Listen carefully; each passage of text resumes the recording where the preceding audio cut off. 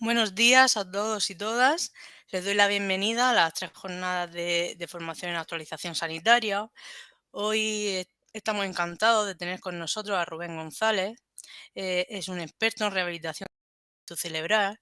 Rubén es fisioterapeuta altamente capacitado y con una amplia experiencia en el tratamiento de pacientes que han sufrido un ictus cerebral. Durante su presentación, Rubén compartirá con todos nosotros sus conocimientos sobre la evaluación de los pacientes que han sufrido un ictus cerebral, el pronóstico del paciente y las técnicas de tratamiento más efectivas. Espero que todos disfruten de su charla y que sea interesante y educativa para todos. Sin más preámbulos, pues damos paso a Rubén. Os dejo con él.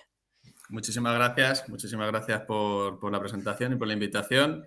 Pues efectivamente, quiero hablar en esta ponencia de hoy sobre el ictus y el tratamiento y el diagnóstico del mismo. Lo considero importante porque se trata de una patología que cada vez está más en alza debido a un envejecimiento de la población. Entonces, creo que todos los profesionales sanitarios debemos... a ver... Vale. A ver. Amplia pantalla. Sí. A ver. ¿Se ve? Sí, amplia pantalla, o sea, ponla en presentación. Vale. Ahora mismo se ve Vale, bien. genial, genial. Vale, estupendo. Muchas gracias. A ti. Y nada, como os estaba diciendo, pues ahora mismo existe un problema grande de salud pública en el que ese envejecimiento de la población pues está provocando también una serie de patologías asociadas. Entre ellas, una es el ictus. Es una patología bien conocida por la mayoría de nosotros, de profesionales sanitarios, pero también es importante el enfoque multidisciplinar que tenemos que llevar a cabo en este tipo de pacientes. ¿Por qué? Porque se trata de un paciente que acude desde el servicio de urgencias, pero luego después, cuando recibe la alta clínica, también su reinserción, ya sea en un centro sociosanitario, ya sea en una residencia o ya sea incluso en su propio domicilio, también habrá otros profesionales sanitarios, como puedan ser profesionales de rehabilitación, como por ejemplo el fisioterapeuta, el terapeuta ocupacional o el logopeda, pero también profesionales como los técnicos de auxiliares de enfermería o incluso los celadores. Daremos unas pequeñas nociones para conocer la patología, cuál es el tratamiento que se esté llevando a cabo, pero luego también buscando el objetivo del Congreso, que es la actualización sanitaria. Cómo hay ciertos mecanismos y ciertas intervenciones novedosas que vienen a sustituir a las que llevamos realizando desde siempre y que han mejorado notablemente la práctica clínica y la eficacia en el tratamiento de estos pacientes.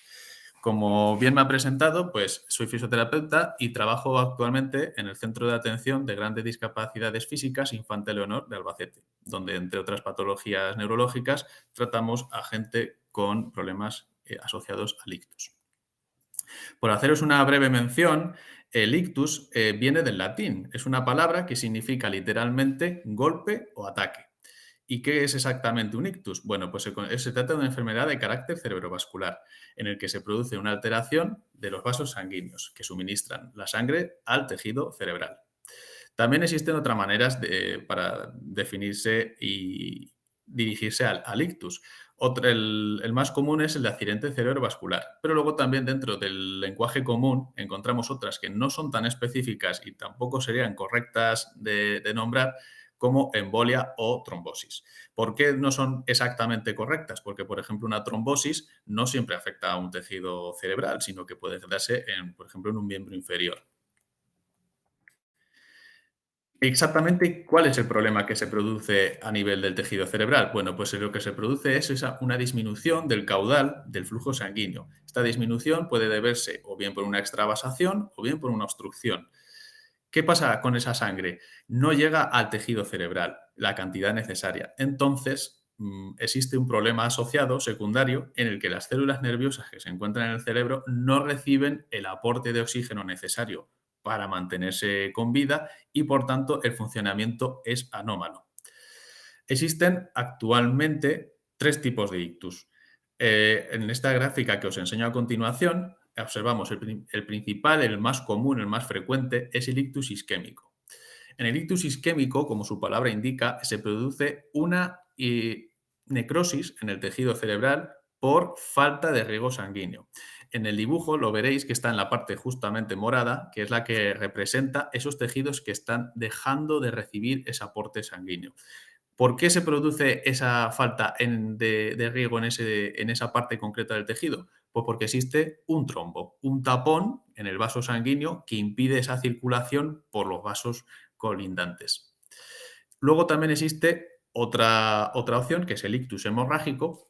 En este caso, también, claro, se produce una disminución del caudal de la sangre. ¿Por qué? Porque la sangre no va por donde debe ir, no va por esos vasos sanguíneos. En su lugar, se extravasa a el tejido cerebral y, por tanto, también existe el problema asociado que puede derivar en accidente cerebrovascular.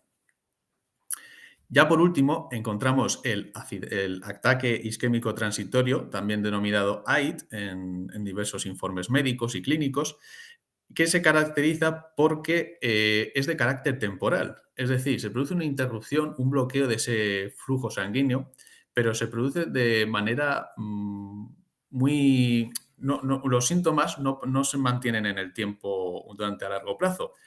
Solamente se provoca, los síntomas solamente aparecen durante unos minutos, incluso algunas horas, pero después el paciente se recupera completamente y prácticamente sin ningún tipo de secuelas. Se determina accidente o ataque isquémico transitorio cuando esta reversión de los síntomas se produce en menos de 24 horas. No obstante, también es importante su identificación, porque se trata también de uno de las medidas que pueden hacer prever la posibilidad de recidiva y de recaer y aparecer de nuevo un ictus. Como vemos en la siguiente imagen, un poquito más ampliada, que os he comentado, el accidente cerebrovascular isquémico es el más frecuente, en el que más casos de urgencias suelen identificar. Y como os digo, en la parte ampliada, en la región morada, es la que demuestra esa falta de riego, ¿vale? Ese tapón fibrilítico de fibrinógeno, perdón, es el que se provoca es el que se encuentra dentro del vaso sanguíneo y es el que impediría la correcta circulación sanguínea dentro del tejido cerebral. Existen también, además, una serie de factores de riesgo que pueden provocar y pueden acrecentar la gravedad del ictus. Por un lado, encontramos los factores intrínsecos, que, como su palabra indica, son factores que nosotros no podemos controlar. Son factores que vienen asociados a cada paciente y a cada persona y que nosotros como sanitarios no podemos identificar, pero no podemos tampoco tratar de por sí. Entre ellos, por ejemplo, se encuentra la edad. Según los estudios más recientes, porque esta presentación que os hago pues, se ha realizado también utilizando varias revisiones bibliográficas actuales, se han demostrado que a partir de los 55 años es la edad en la que aparecen ya los inicios de posibilidad de recaer o de aparecer un accidente cerebrovascular. También se han observado cómo, conforme vaya aumentando los años de 10 en 10, existe un doble de posibilidades de sufrir el accidente cerebrovascular. Luego, dentro también del género, también se ha observado que es mucho más frecuente la aparición del ictus en el género masculino en comparación con el femenino. Otros factores intrínsecos, por ejemplo, son la raza. Se ha observado también que la raza afroamericana tiene una mayor prevalencia de sufrir accidente cerebrovascular. ¿Por qué está asociado concretamente a la gente afroamericana? Pues porque se ha observado que por su genética tienen una mayor prevalencia y tendencia a la hipertensión arterial. Luego también existe la herencia genética, que es un factor añadido, en el que aquellas personas que hayan sufrido familiares, ya bien sean de primero o de segundo grado, que hayan tenido algún problema relacionado con el ictus, pues esas familiares también tienen también posibilidades de sufrir o padecer las secuelas de un accidente cerebrovascular. Luego, por otra parte, encontramos los factores extrínsecos, donde nosotros los sanitarios sí que podemos llevar a cabo un tratamiento y una identificación para prevenirlo. Entre ellos encontramos la diabetes y la obesidad.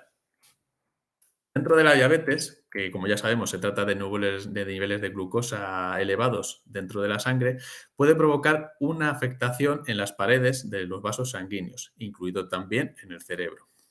Luego también la obesidad, como bien sabéis, puede provocar también un aumento del riesgo de sufrir el accidente cerebrovascular, además de también será importante la medición de los niveles de colesterol, la, la posibilidad asociada de que existan enfermedades coronarias y luego también malos hábitos como por ejemplo el sedentarismo. Otros factores extrínsecos también que podemos prevenir es la presión arterial alta. Para ello sería importante realizar revisiones de manera periódica, de manera sistemática, para observar que se encuentre dentro de valores considerados normales. Y se trata de uno de los factores más importantes, puesto que muchas veces pasa desapercibida. Se ha observado en los diferentes estudios que hemos utilizado para realizar esta revisión que el riesgo aumenta al doble por cada 7,5 milímetros de mercurio que aumenta la presión sistólica. Luego también elevados niveles de colesterol pueden afectar negativamente y desencadenar también la aparición del ACV cuando se observan elevados niveles del colesterol LDL en sangre, porque puede provocar las placas de ateromatosis, que son las que a su vez crean los tapones de fibrinógeno, y luego también que el riesgo de presentar enfermedades vasculares puede aumentar también al crear o al darse la posibilidad de aparecer un ataque cardíaco y ataque cerebral. Otros factores extrínsecos también son el uso de las drogas, ya bien sean de carácter oral o inyectadas. Por ejemplo, las intravenosas, las anfetaminas o incluso la marihuana se han observado que pueden incrementar ese riesgo. Y, como hemos comentado antes en el punto de la obesidad, la inactividad física.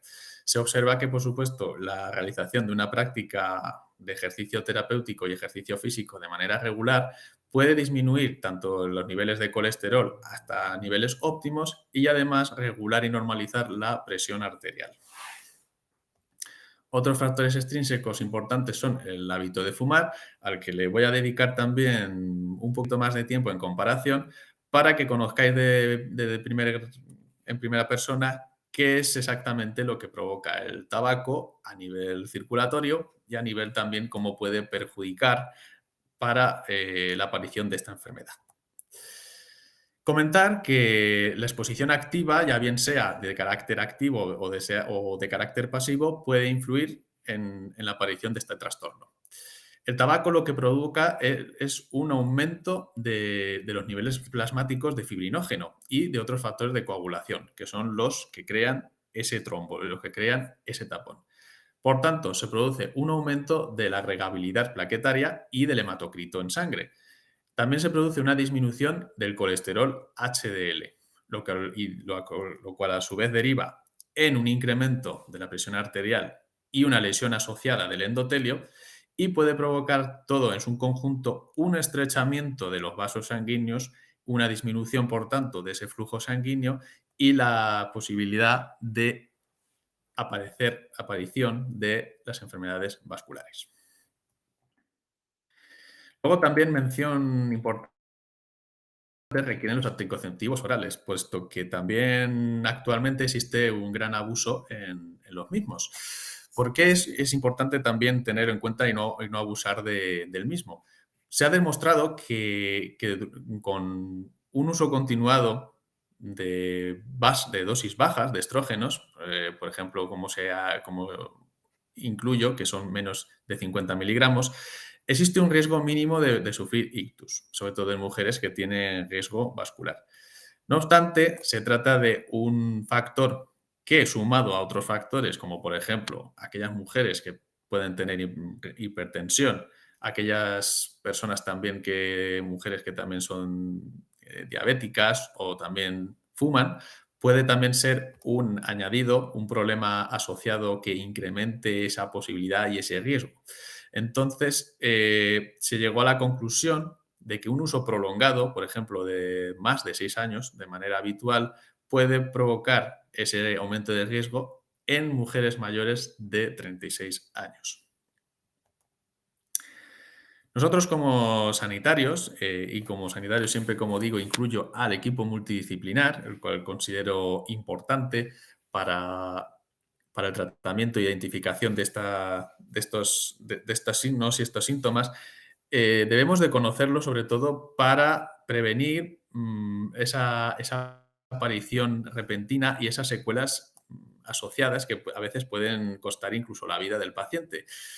Será importante también promover y enseñar este tipo de signos entre los familiares, ya que lo más importante será la rapidez y la celeridad en la que actuemos. Es la que, bueno, hablaremos más adelante, pero los signos de alarma, que uno de los cuales tenemos que tener en cuenta serán, por un lado, la pérdida brusca de movimientos o debilidad en los miembros, además de valorar la sensación de hormigueo, el acorchamiento en la cara, en los brazos y en las piernas. También habrá que observar la pérdida de visión, bien sea en uno o ambos ojos, y luego también el dolor fuerte de cabeza, el dolor repentino, en el cual, si es una persona que, por ejemplo, no tiene antecedentes de migrañas y demás, pues debemos también de sospechar. No obstante, los signos de alarma tampoco se consideran que tienen que darse todos. A veces pueden darse uno, a veces pueden darse varios, pero no tienen por qué darse todos al completo. También es importante que lo conozcáis. Otros signos de alarma que ya son más repentinos y que ya nos pueden dar incluso lugar a identificar que existe un problema severo que se está generando, pueden ser, por ejemplo, la dificultad en el habla, el balbuceo, la dificultad para encontrar palabras o incluso la compresión. Luego también existen problemas a nivel locomotor, como por ejemplo alteraciones en la marcha o en el equilibrio. También existe la afectación del acorchamiento ya bien sea en la cara, el brazo o las piernas. Todos estos signos los suele describir el paciente. Y luego también otro signo muy aparente es la dificultad para tragar. ¿Cuál será el tratamiento del ictus entonces una vez que haya sido diagnosticado? Bueno, antes de nada será importante diferenciar según el origen del ictus, puesto que el ictus de origen isquémico recibirá de manera inicial un tratamiento diferente al de origen hemorrágico, que veremos a continuación. Por ejemplo, para el tratamiento del ictus isquémico, el objetivo principal será abrir ese vaso que se encuentra obstruido. ¿Y cómo se llevará a cabo? En primer lugar, pues el equipo de urgencias se encargará de realizar una valoración de los criterios clínicos, criterios analíticos, realizarán analíticas, se realizarán pruebas complementarias como tipo ecografías para realizar esa fibrinolisis, es decir, esa rotura, esa destrucción del tapón de fibrinógeno. Será importante también, como he comentado antes, iniciar lo más rápido y lo más pronto posible este tratamiento, puesto que será uno de los factores importantes que nos marcarán las secuelas que pueda sufrir el paciente. En el caso, por ejemplo, del ictus hemorrágico, el objetivo será evitar ese resangrado, es decir, que la hemorragia vaya en aumento. ¿Y cómo se podrá conseguir ello?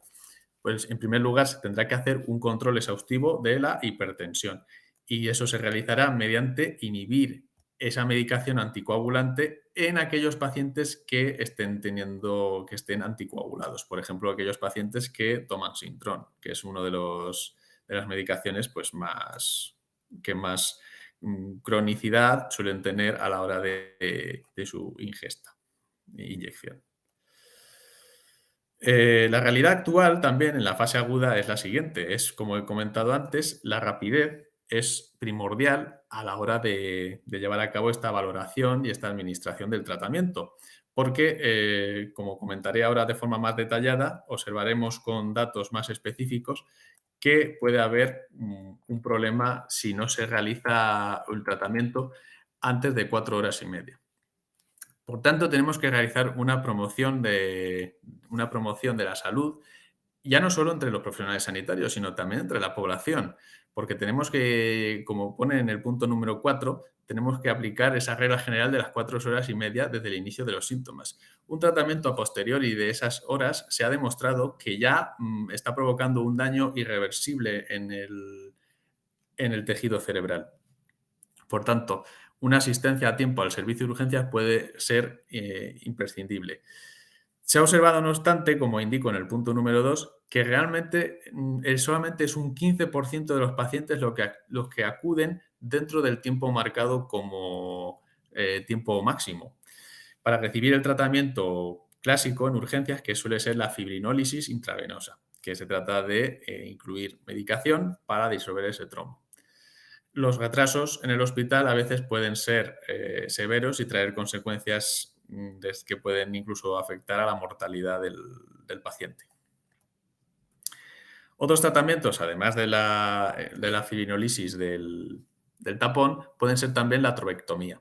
La trombectomía se ha observado que tiene unos resultados mucho más beneficiosos que la fibrinólisis. Además, se puede llevar a cabo un cateterismo de urgencia y permite también, a diferencia de la técnica anterior, aplicarlo a partir de las 6 horas desde el inicio de los síntomas.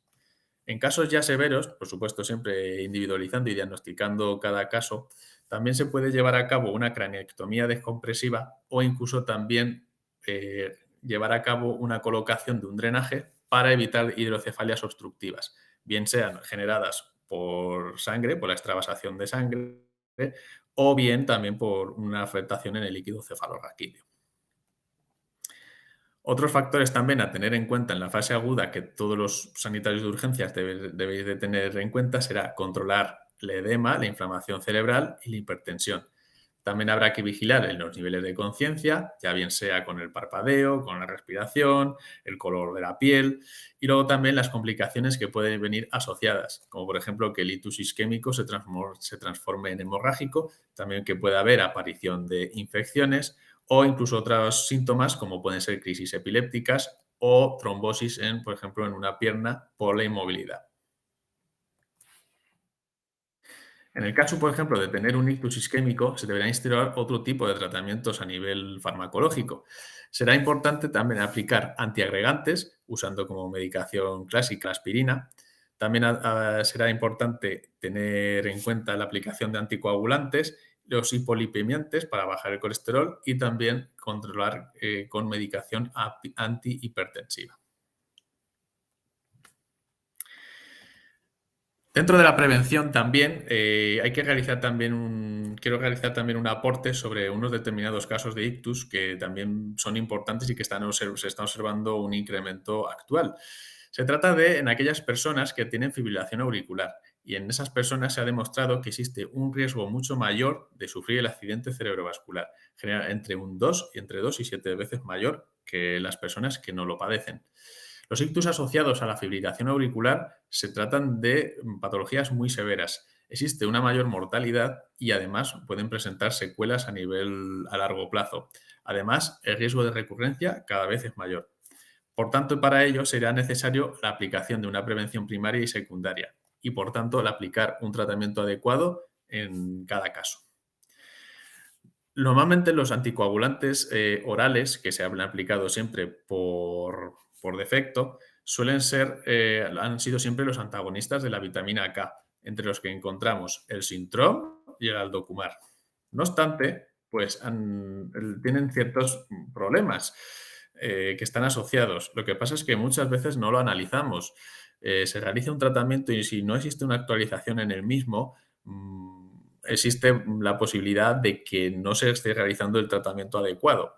Voy a demostraros también aquí, según las siguientes revisiones, qué problemas pueden ofrecer estos dos tipos de anticoagulantes. Por un lado, requiere un control exhaustivo y periódico de los tiempos de coagulación, porque tiene un efecto terapéutico más bien limitado. Existe un problema de que si el nivel es demasiado alto, puede provocar una hemorragia, o sea, a niveles del fármaco me estoy refiriendo. Pero en cambio, si los niveles son demasiado bajos, existe una falta de protección, con lo cual se tiene que observar de forma muy detenida y el nivel de precisión es extrema en este tipo de fármacos. Luego hay veces también que las respuestas de los mismos no son las deseadas y que pueden provocar también alteraciones, puesto que interaccionan algunas veces de manera negativa ya no solo con otros fármacos, sino incluso con algunos otros alimentos.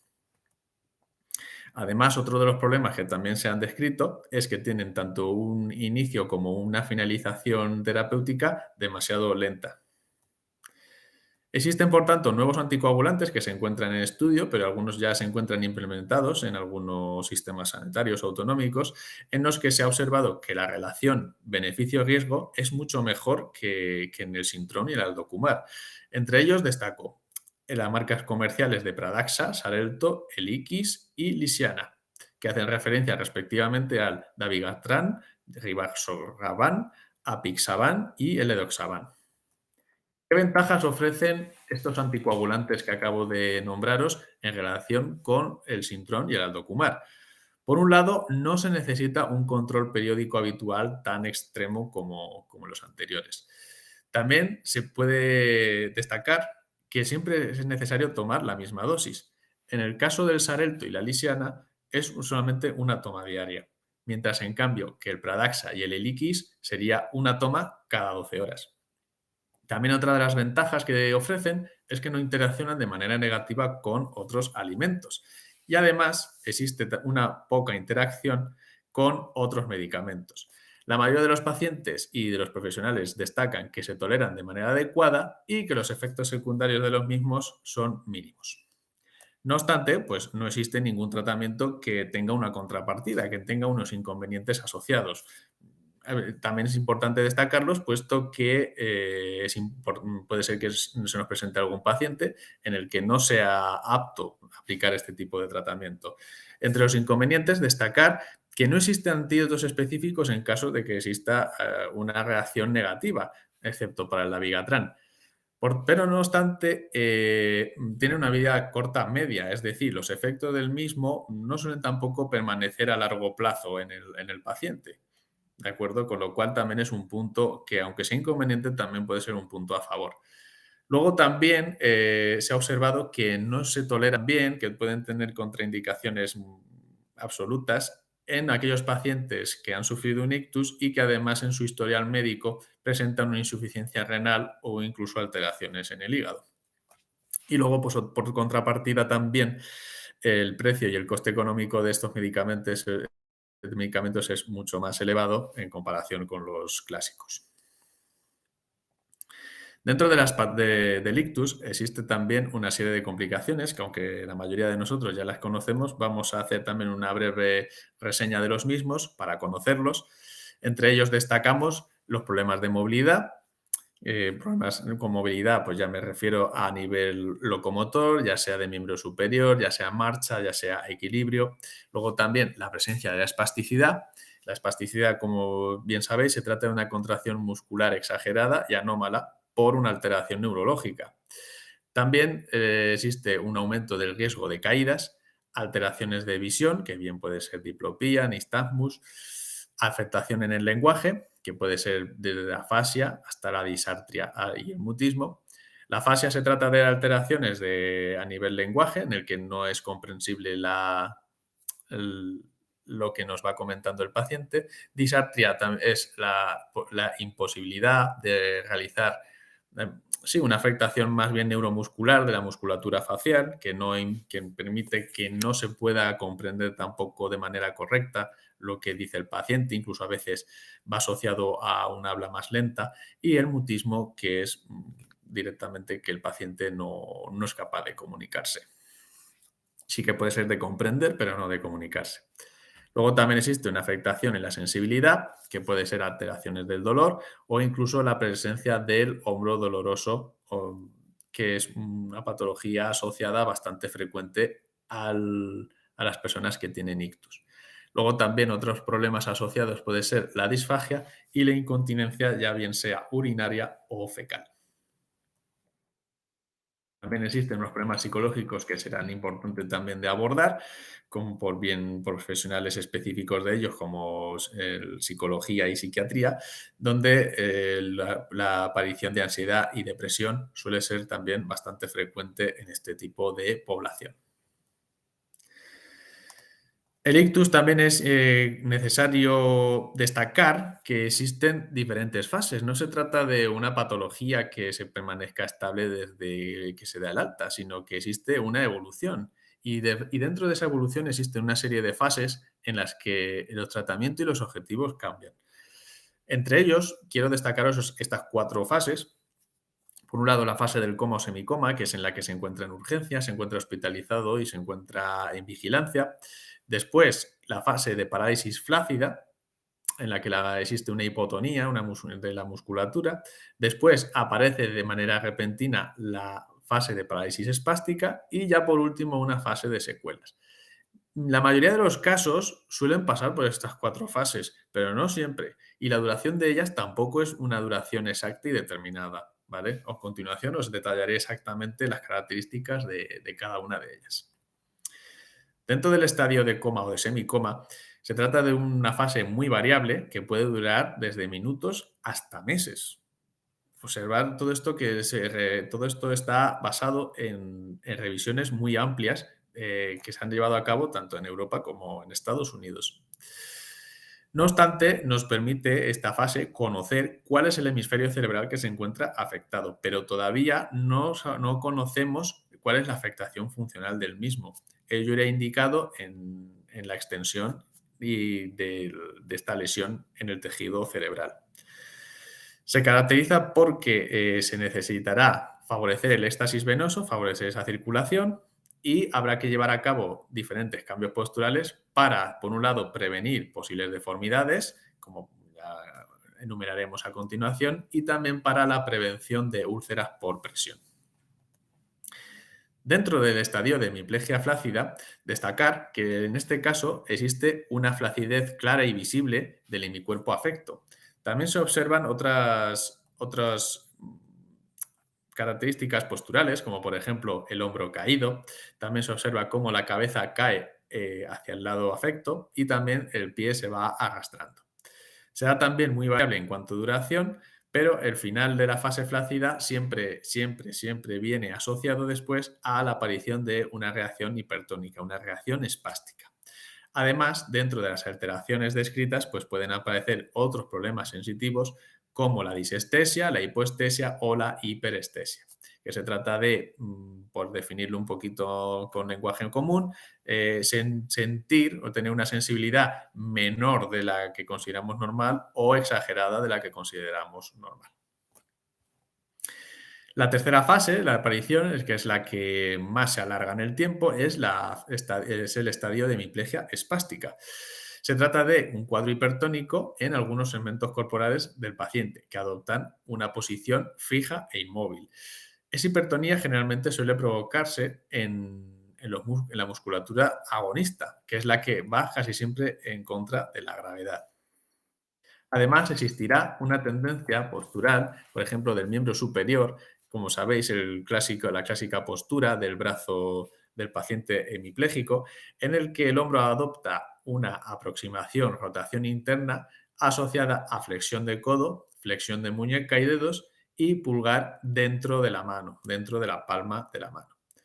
Por contrapartida, el miembro inferior adopta también, por esta aparición de la espasticidad, una posición contraria. En vez de flexión del miembro superior, en este se produce una exageración del patrón patológico extensor. Existirá flexión de cadera y flexión plantar del pie, pero el tibial anterior y el extensor del dedo gordo tendrán una tendencia también acentuada a esa hipertonía. Además, otras alteraciones que se pueden destacar y definir en esta fase es que existirán también otras alteraciones vegetativas y a nivel de afasia, a nivel también de circulación, a nivel térmico en ese hemicuerpo. Por ejemplo, los pacientes que tienen o han sufrido un ictus, pues se asocia también una diferencia térmica entre un hemicuerpo y otro, por ejemplo, de hasta medio grado. Dentro de las fases o estadios del ictus también encontramos la última, que es la fase de secuelas, en la que, por ejemplo, los profesionales de rehabilitación, es donde ya trabajamos, bueno, también se trabaja ya en parálisis flácidas y en parálisis espásticas, pero a nivel sociosanitario o a nivel de institucionalización, generalmente asiste el paciente después de llegar en esta fase. Esta fase pues, se produce desde 2 años posterior al episodio inicial del ictus y se produce en esa fase de tiempo es donde se puede conseguir la mayor cantidad de recuperación de habilidades y de actividad funcional en el paciente. Será, por tanto, importante en esta fase también mantener la rehabilitación como un ejercicio diario y constante y prevenir las secuelas. Dentro del tratamiento del ictus, habrá que también identificar ciertos fundamentos en el que será imprescindible también empezar de la manera más rápida posible esta rehabilitación, ya bien sea en ACVs estables. ¿Cuándo consideramos un accidente cerebrovascular estable? Se considera cuando no existen cambios durante 24 horas en los territorios carotídeos o bien de 72 horas en aquellas afectaciones del territorio vertebrovascular. El ACV además establecido se considera cuando han transcurrido 3 semanas y por tanto será imprescindible la iniciación de la fisioterapia de manera precoz, puesto que se considera un factor de recuperación acelerado y vital para el paciente y para favorecer la neuroplasticidad y la regeneración de nuevas conexiones en los territorios sanos del cerebro. Dentro del tratamiento del ictus habrá una serie de objetivos generales que serán, por un lado, prevenir y tratar las complicaciones que vengan asociadas. Además, se buscará el mantenimiento y recuperación de las funciones orgánicas y el restablecimiento de las capacidades funcionales que hayan sido perdidas dentro de las posibilidades reales del paciente y adaptar las funciones residuales. Además, habrá que también realizar una valoración exhaustiva para identificar las discapacidades y las necesidades del paciente. Se tendrá que llevar además un examen cognitivo, una evaluación real y personalizada de las habilidades funcionales, una valoración del sistema somatosensorial y a nivel sensoromotor y locomotriz.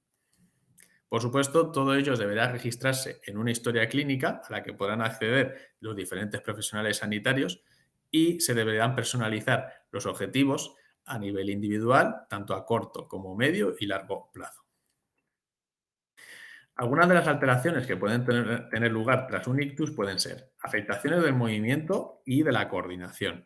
Además, puede haber problemas a nivel del tono muscular, alteraciones en el control postural y del equilibrio, problemas a la hora de realizar el patrón de marcha, siendo más común la marcha en Trendelenburg o incluso la marcha en estepaje, y alteraciones de carácter sensitivo en la motricidad fina y gruesa de las manos y a nivel de la musculatura orofacial de la cara.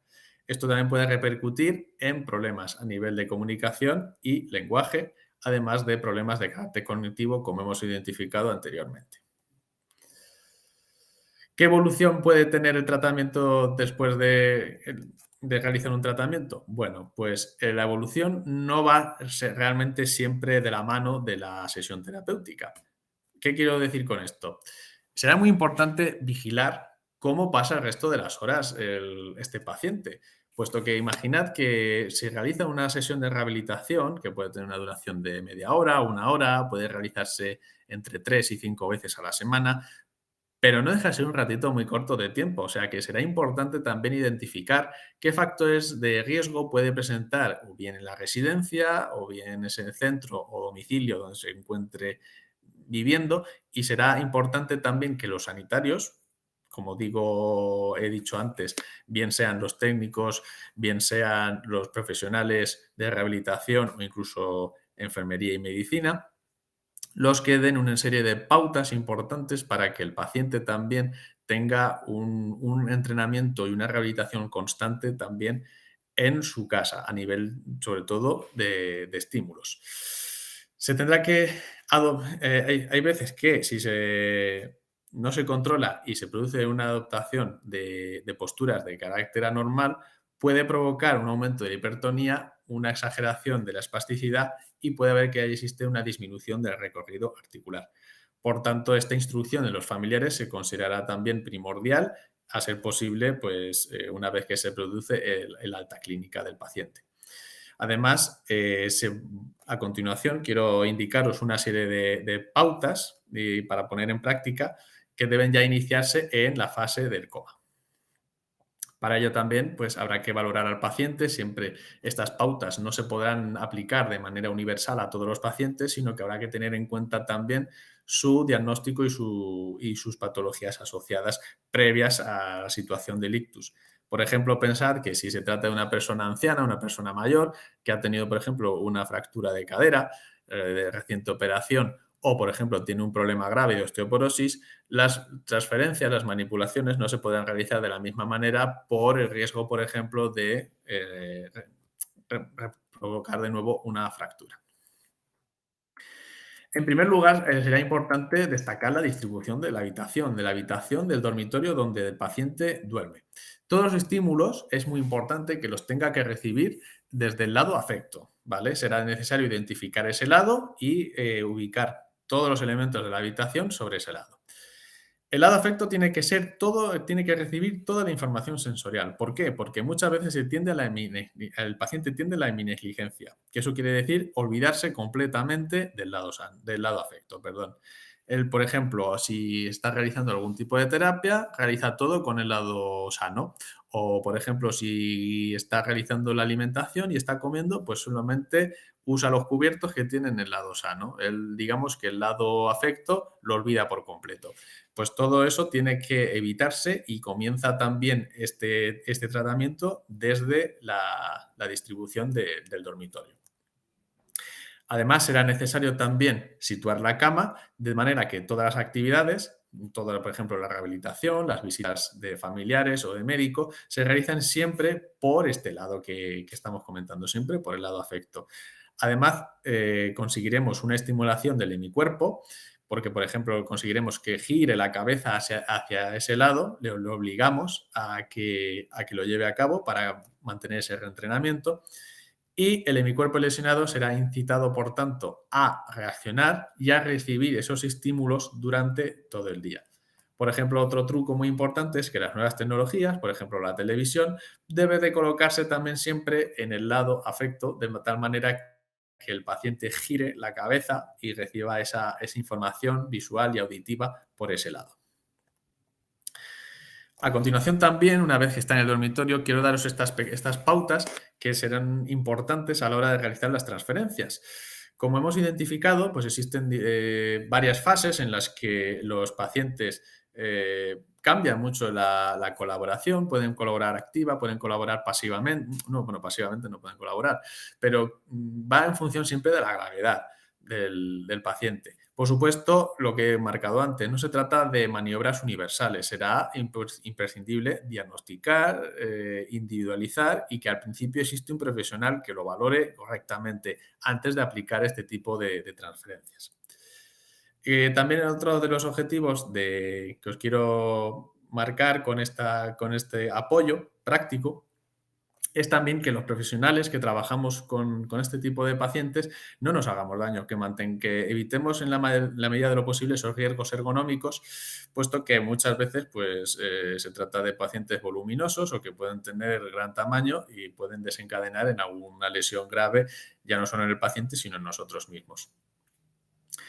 Por un lado, bueno, quiero destacar y dar las gracias también a la Asociación Ictus Sevilla por la cesión de estas fotografías que os voy a mostrar a continuación en una guía de práctica clínica que os recomiendo también visualicéis, muy interesante también sobre todo para los familiares, en la que en la fase aguda en la que el paciente se encuentra más afectado, se encuentra todavía con niveles de severidad y de gravedad muy elevados, el paciente no puede ayudar, incluso hay veces que no puede ni oír ni ver.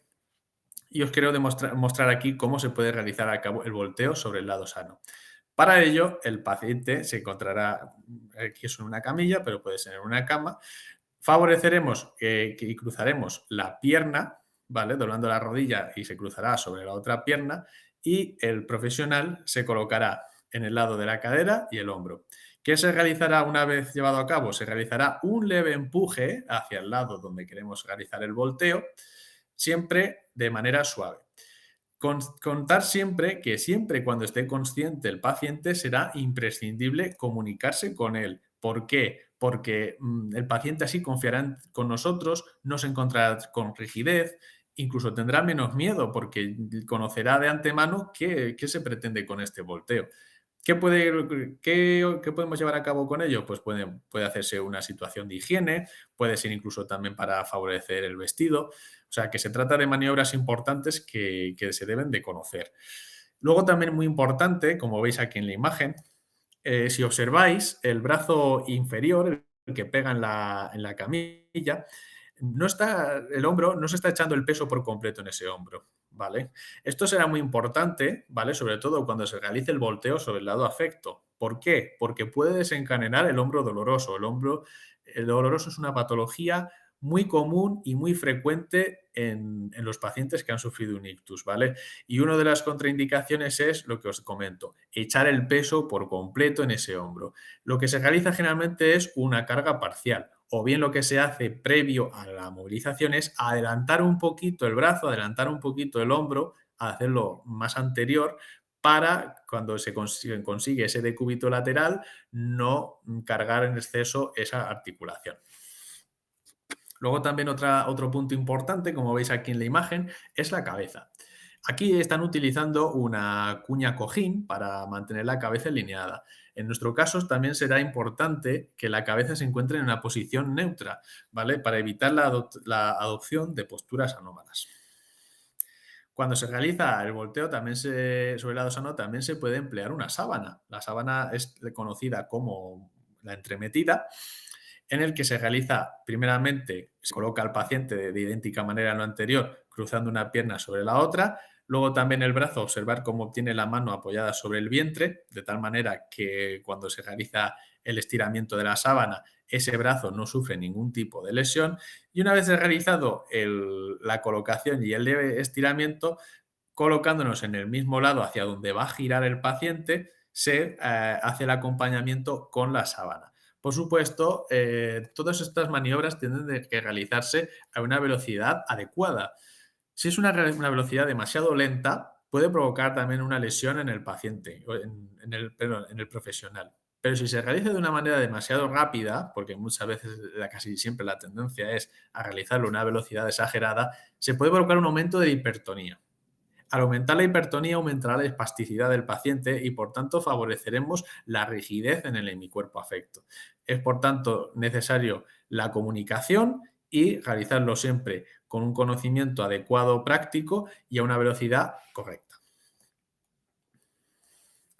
Dentro también de la misma fase aguda, cuando queremos realizar esa vuelta lateral sobre el lado afecto, igual colocaremos al paciente cruzando la pierna, ¿vale? Para favorecer esa inclinación hacia el lado, colocando de nuevo la mano al ombligo y el terapeuta o el profesional se colocará con una mano en la parte del hombro, siempre por la parte de la escápula u omóplato, ¿de acuerdo? Nunca se tiene que empujar, nunca se tiene que comprimir la cabeza del húmero sobre la articulación glenoidea. No se debe de realizar esa compresión del hombro. Y luego por la cadera, pues a nivel de trocante, poner las tomas ahí y desde ahí, de forma bilateral, realizar la maniobra de lateralización. Y observamos cómo se acompaña, ¿vale? Desde aquí, igual y utilizando una sábana, se realiza el mismo procedimiento, que será igual cruzando la pierna y el brazo siempre cerca de la línea media del cuerpo y de la mano. En el caso, por ejemplo, de realizar desde el decúbito lateral a la base de estación, también sería importante tener en cuenta esta formación. Tenemos que aproximar al paciente todo lo posible al borde de esa cama o la camilla. Luego también es importante que el profesional, el sanitario, se encuentre en el lado de la camilla donde se va a sentar. ¿Por qué? Por un lado, le ofrece seguridad al paciente para que no se caiga al suelo. Y luego porque también desde ahí es de donde se realizarán las maniobras, también de manera global, para conseguir esa sedestación del paciente. Observaremos cómo, una vez que se ha conseguido la lateralización, ahora observar los miembros inferiores cómo caerán hacia la parte, se sacarán las dos hacia el suelo, ¿vale? Fuera de la camilla y de la cama, y observar también en la parte de la cabeza, ¿vale? Por debajo del cuello, cómo se realiza una toma de agarre, una toma de abrazo, que el antebrazo queda por debajo de la cabeza del paciente y su mano a nivel de escapular, y realizando un movimiento de pivote se realiza la estabilización, ¿vale? Sí que es verdad que otra cosa, una particularidad importante que aquí no se cumple, es que los pies observar cómo están en el aire, ¿vale? Esto haría falta o bien regular la cama o la camilla de tal manera que los pies se encuentren en contacto con el suelo. ¿Por qué? Porque esta posición puede favorecer el pie equino, que es una deformidad en flexión plantar de los tobillos y que puede mantenerse de manera irreversible. Luego también, también será importante conocer y aplicar estas maniobras de transferencia y de movilidad a la hora de, por ejemplo, el uso de una grúa. Eh, Habrá que realizar una lateralización a la hora de poner este arnés, ¿vale? A ver si el arnés, como se encuentra en la parte inferior, se bifurca en dos trozos de tela, que esas partes quedarán más o menos en la región de la ingle, mientras que la parte ancha es la que quedará desde la región glútea hasta la región de la espalda. Se realizará una lateralización en primer lugar y se aproximará el arnés dentro de lo posible, y después se realizará el mismo procedimiento para el lado contrario, de tal manera que se pueda centrar el arnés. Luego, observar aquí también que la grúa, por un lado, habrá que colocarla con las piernas, con los brazos, con las ruedas de la grúa bien por debajo de la cama o de la camilla, siempre y cuando lo permita, y sobre la percha hacer los enganches de seguridad con el arnés. Será otra cosa importante a destacar el cómo se debe entrecruzar el arnés en la parte inferior, ¿vale? Esto es importante para evitar también que el paciente se escurra, porque a veces puede provocar un efecto tobogán, que el paciente se vaya deslizando hacia abajo y en el caso de que no se crucen puede provocar accidentes, ¿vale? Luego igual y de misma manera enfatizar en esa comunicación previa con el paciente, siempre y cuando sea posible pedirle colaboración, explicarle lo que se va a hacer y cómo nos puede ayudar para minimizar también el miedo. También será importante destacar, por ejemplo, cómo se lleva el paso desde la sedestación a una silla de ruedas. Dentro de la fase de secuelas, pues uno de los objetivos es tratar la bipedestación, y la bipedestación siempre desde un punto activo. Observar también en este aparato, que es el bipedestador, en la imagen derecha, como veis, es una estructura que presenta 4 ruedas que tienen que frenarse, ¿vale? Y luego como los pies, antes de realizar el movimiento de bipedestación, los pies tienen que estar anclados con velcros y fijados bien y correctamente al suelo de la estructura. Una vez hecho eso, será importante también, por otra parte, inmovilizar la silla de ruedas, frenar las dos ruedas, y ya el paciente agarrarse a esos soportes metálicos laterales, como veis aquí donde están estas palometas. El paciente se agarra ahí y ya realiza el movimiento de bipedestación. Después, en la parte posterior, una vez que se ha conseguido y el paciente se encuentra estable, se colocan unos apoyos en la parte de las espinas ilíacas postero-superiores, de tal manera que se consiga también asegurar la estabilidad y además bloquear las rodillas para evitar caídas hacia abajo. Aquí observas en las rodillas cómo se encuentran bloqueadas, ya que muchas veces pues, existe esa inmovilidad, o sea, esa debilidad en las rodillas, y puede provocar flexiones y puede provocar también esos accidentes. A nivel de la fase subaguda, cuando ya el paciente se encuentra ya un poquito mejor y el paciente puede colaborar, aquí observaremos cómo debemos trabajar y cómo debemos llevar a cabo la transferencia del decúbito lateral sobre el lado afecto. Le pediremos al paciente que con su brazo nos agarre en la parte inferior, la parte del sacro, y nosotros con nuestra mano asistiremos al hombro. Le diremos al paciente que realice movimiento de lateralización, ayudándolo nosotros muy poco, muy levemente. Simplemente le pedimos que realice ese decúbito lateral, y una vez que lo ha conseguido, ya favoreceremos también, evitaremos, como hemos comentado, la carga total sobre el hombro para evitar la aparición del hombro doloroso. Cuando se realiza sobre el lado sano, tenemos que enseñar al paciente. ¿Y cómo se realiza ello? Pues le pedimos un agarre bilateral de miembros superiores, de tal manera que el propio paciente vaya realizando movimientos de sacudida, movimientos de bamboleo y de empuje para conseguir la inercia necesaria para conseguir el lateral. Esto también será muy importante porque luego durante el sueño, durante cuando se encuentre durmiendo, tiene que ser él mismo capaz de realizar con cierta independencia estos cambios posturales.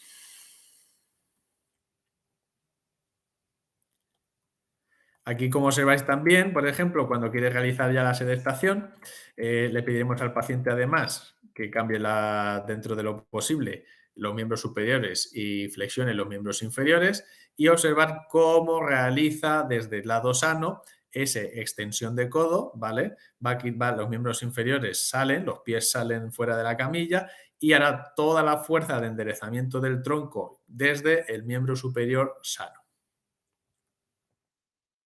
En el caso, por ejemplo, de una transferencia desde la sedestación en camilla a la silla de ruedas, en este caso, pues también habrá que hacer una comunicación intensa con el paciente, ¿vale? Explicarle exactamente qué hay que hacer, cómo lo va a hacer y, por supuesto, colocarnos delante de él para, digamos, darle y otorgarle esa seguridad antes de realizar las transferencias.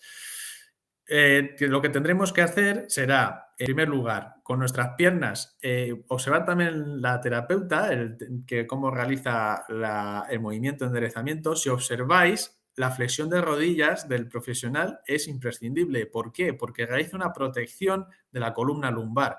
Eso nos evitará la aparición, sobre todo, de hernias y protusiones discales. Con lo cual es muy importante cómo con las rodillas flexionadas protege nuestra espalda y a la vez bloquea la pierna, porque la pierna que se bloquea con nuestras rodillas es la del lado afecto del paciente, se bloquea de tal manera que se evite la caída. Se le pide también al paciente que nos agarre a nivel escapular, nunca en el cuello, ¿vale? Porque nos puede provocar lesiones cervicales. Y una vez y con maniobra firme y a una velocidad adecuada y constante, se le pide un enderezamiento en bipedestación y después un volteo. También es importante destacar que tienen que estar tanto la camilla como la silla a una misma altura y siempre pues cerca, por supuesto, y frenado. Observar luego ya cómo se realiza ese movimiento de pivoteo y de forma despacito también se va realizando la sedestación. Igual, el terapeuta, igual que cuando va a cogerlo, flexiona las rodillas y cuando se va a sentar, de idéntica manera repite el mismo proceso.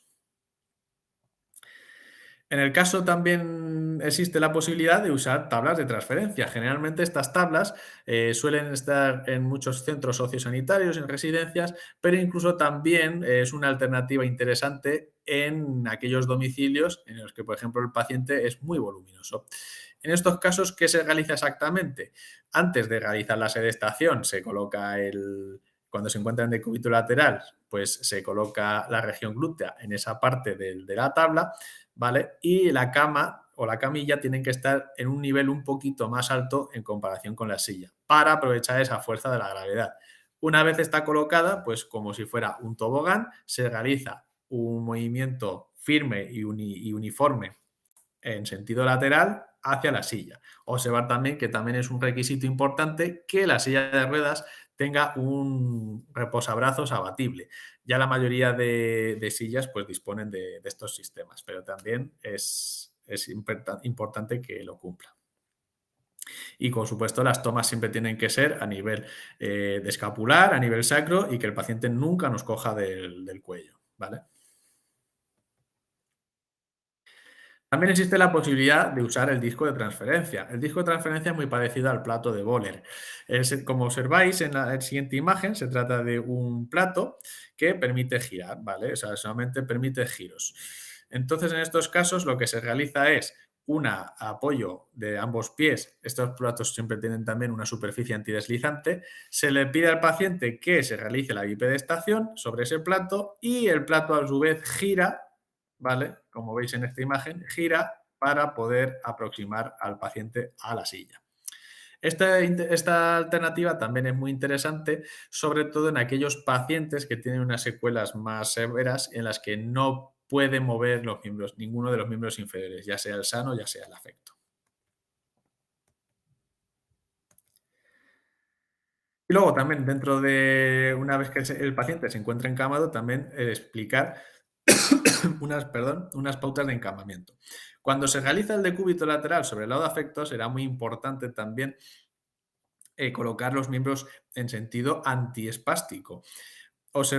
Quiero que observéis en el miembro inferior, no observéis el que está del cojín de la pierna, no quiero que observéis el del cojín, observar el que se encuentra atrás, observar cómo existe una extensión de cadera, ¿vale?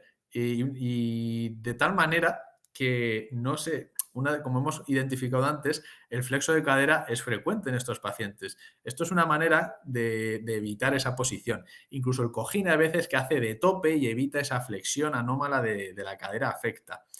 Y en cambio, el miembro superior, lo que os he comentado antes y os he recalcado mucho, evitamos la presión y la carga constante sobre el hombro, se saca un poquito el miembro superior hacia anterior y se apoya también en un cojín para evitar sobre todo la aparición de úlceras por presión y de heridas en el olecrano. Cuando ya se realiza el apoyo sobre el lado afecto, en este caso, habrá que también colocar el miembro superior siempre con la mano abierta dentro de lo posible y también proteger para evitar la aparición de úlceras por presión, pues siempre con cojines o con toallas. En el decúbito supino, observar que en este caso sería un paciente con hemiplegia izquierda, igual habrá que, por un lado, colocar una almohada cojín en la parte de la cadera, en la parte del muslo, para evitar una rotación externa exagerada del miembro inferior, que es una de las tendencias posturales más frecuentes, y luego también observar el miembro superior cómo se encuentra con la mano abierta, ¿vale? Para prevención de la mano en garra y además para evitar la posición una posición extrema, bien de flexión o bien de extensión exagerada del codo. Cuando se encuentra, por ejemplo, el paciente en la sedestación en la cama, también es importante realizar una alineación correcta. ¿Cómo? Por un lado, hay que llevar a cabo una alineación de 90 grados, ¿vale? En la camilla. Los brazos o la parte, por ejemplo, cuando se va a realizar la alimentación o el desayuno, tienen que encontrarse alineados a esos 90 grados que he comentado y luego la espalda también tiene que estar adelantada, ¿vale? Para que el paciente pueda aproximarse. Muchas veces existen problemas de imposibilidad de enderezamiento del tronco y debemos asistir ello con almohadas o con cojines. Podemos verlo también muy identificado, por ejemplo, en una silla y en una mesa de un comedor, y cómo ese cojín tiene que estar detrás de la espalda para permitir ese adelantamiento del tronco y la altura, observar también importante, de los miembros superiores en, en alineación con la mesa y la silla. Ya por último y para destacar, pues la rehabilitación y los ejercicios de fisioterapia que deben de llevarse a cabo, que no tampoco quiero identificarlos mucho, o sea, describirlos mucho, mejor dicho, pero sí que también será importante para prevenir esta exacerbación de la sintomatología. Dentro de ellos se realizarán ejercicios que busquen la inhibición de la espasticidad, en los que se buscará reducir el patrón patológico extensor en el miembro inferior y el patrón patológico flexor en el miembro superior. Además, realizaremos un reentrenamiento de la musculatura abdominal que nos permitirá mantener un control del tronco correcto y favorecerá además la marcha. Tendremos también que tener en cuenta ejercicios de rotación para realizar una disociación de la cintura escapular sobre la pélvica y viceversa. Y ejercicios de fortalecimiento del miembro inferior, en los que buscaremos, por un lado, la flexión simultánea de cadera y rodilla, evitando como la contracción anómala de los abductores, porque se encuentran menos afectados. También se buscará un entrenamiento de la extensión.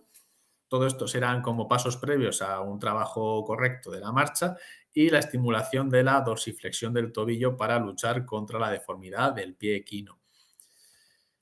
También se llevarán a cabo ejercicios del miembro superior mediante movilizaciones asistidas del hombro que permitan evitar esa retracción de la cápsula articular y se busque y también la inhibición de la espasticidad de la mano en garra. Y también buscaremos la estimulación de la musculatura de la rotación externa y flexión del hombro para evitar el acortamiento de la musculatura pectoral. Luego, siempre y cuando sea posible, porque dependerá también del grado de afectación, se realizará una estimulación en apertura y cierre de los dedos. Ya por último, se trabajará también de manera íntegra el tronco, como mediante una progresión de ejercicios en sedestación, luego añadiendo ejercicios del miembro superior e inferior a la sedestación, progresando a equilibrio, ejercicios con los miembros nuevamente en bipedestación y ya por último la marcha con bastón o con muleta.